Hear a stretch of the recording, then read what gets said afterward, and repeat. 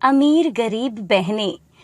रूपनगर गांव में अशोक अपनी पत्नी आशा और अपनी 2 बेटियों मानसी और गीता के साथ रहता था। दोनों बहनों के स्वभाव में जमीन आसमान का अंतर था। गीता मानसी से बड़ी थी और वो स्वभाव से बहुत शांत और दयालु भी थी। वहीं दूसरी ओर मानसी बहुत लालची और बहुत ही घमंडी थी। एक दिन की बात है। गीता बेटा, तुम्हारे लिए रिश्ता आया है। लड़के वालों को मैं पहले से जानता हूँ। उनकी बाजार में एक छोटी सी कपड़े की दुकान है। वो लोग बहुत अच्छे हैं।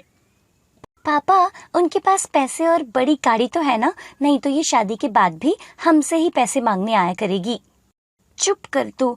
अगर गीता की किस्मत में होगा तो उनके घर गाड़ियां भी चलने लगेगी, और किस्मत अच्छी ना हो तो चलती गाड़ियां भी बंद हो जाती है, समझी?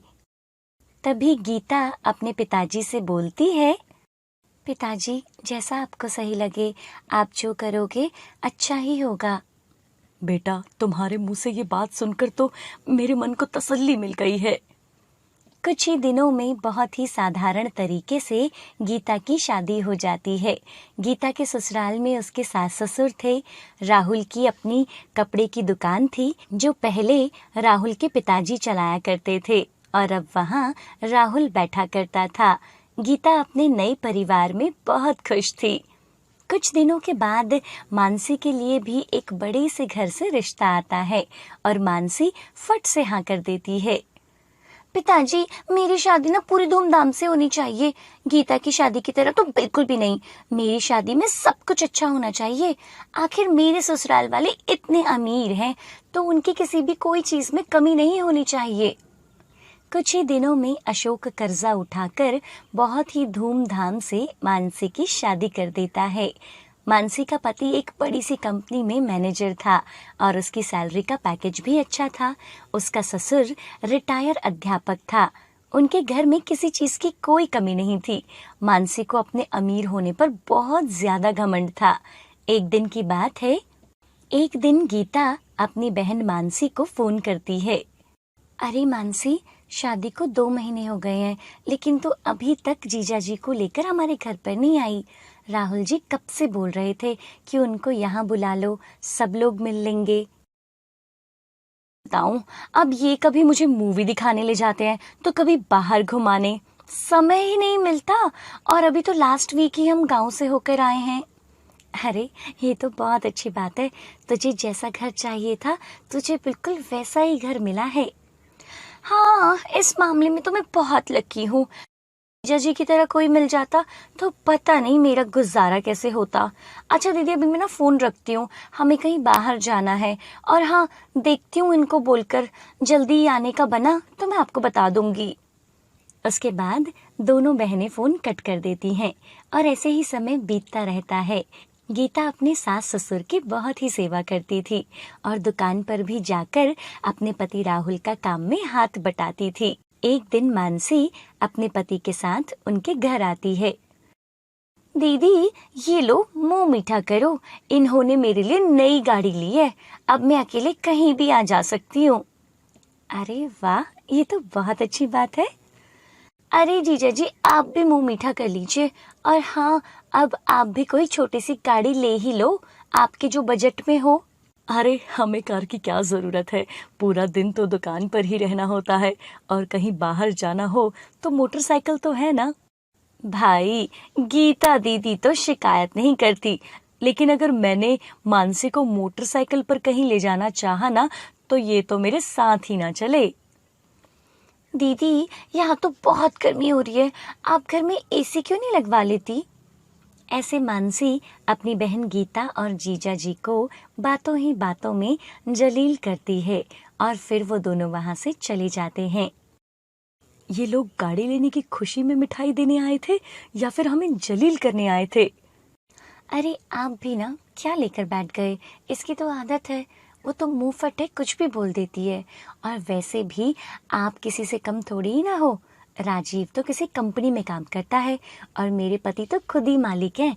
आप चाहो तो उनके जैसे 10 गाड़ियां खरीद सकते हो।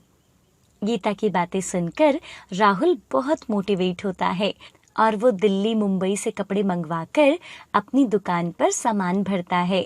अब लोगों को कम दाम पर अच्छे कपड़े मिल जाते थे, जिससे उसकी दुकान बहुत अच्छी चलने लगी थी। गीता घर का सारा काम खत्म करके राहुल की मदद किया करती थी।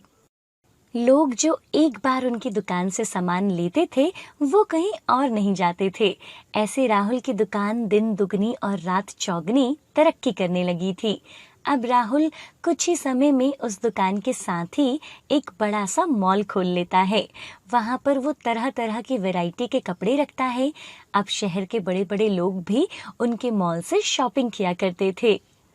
बेटा, अब तुझे घर पर काम करने की कोई जरूरत नहीं। राहुल ने घर पर काम करने के लिए 2 काम वाली रखी हैं।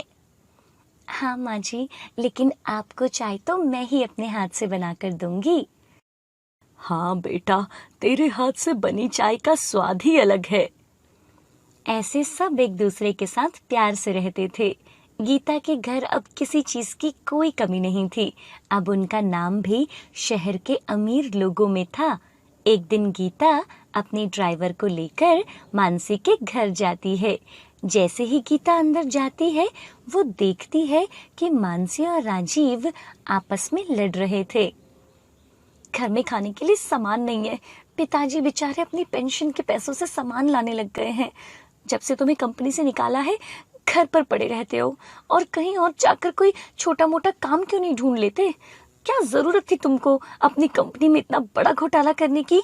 वो तो पापा जी हैं जो हर महीने उनकी पेंशन आ रही है, तो घर पर खाना बन रहा है, नहीं तो सब भूखे ही मर जाते। मेरी तो किस्मत ही खराब है जो तुमसे शादी हो गई मेरी। हाँ हाँ, जब सब ठीक था तो कहती थी गीता दीदी से अच्छी किस्मत पाई है मैंने जो तुमसे शादी हुई। अब मेरा समय खराब क्या चल रहा है तो कैसे बोल रही हो? तभी राजीव की नजर दरवाजे पर पड़ती है। वो देखता है कि गीता सामने खड़ी है। अरे गीता दीदी, आप यहाँ? दीदी, आप यहाँ अचानक बताकर तो आती।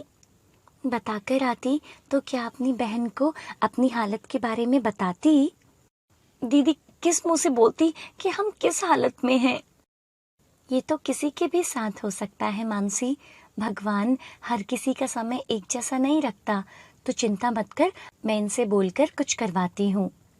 दीदी, आप जीजा जी से बोलकर इन्हें अपने मॉल में काम पर रखवा लो ना। ये अपनी पूरी मेहनत से काम किया करेंगे। तुम दोनों चिंता मत करो, मैं इनसे बोल दूंगी। अच्छा, अभी मैं चलती हूँ और ये लो कुछ पैसे रख लो, ये काम आएंगे तुम्हारे। गीता 10,000 रुपए मानसी को देकर वहां से अपने घर चली जाती है और वो राहुल को सारी बात बताती है। राहुल राजीव को अपने मॉल में काम दे देता है।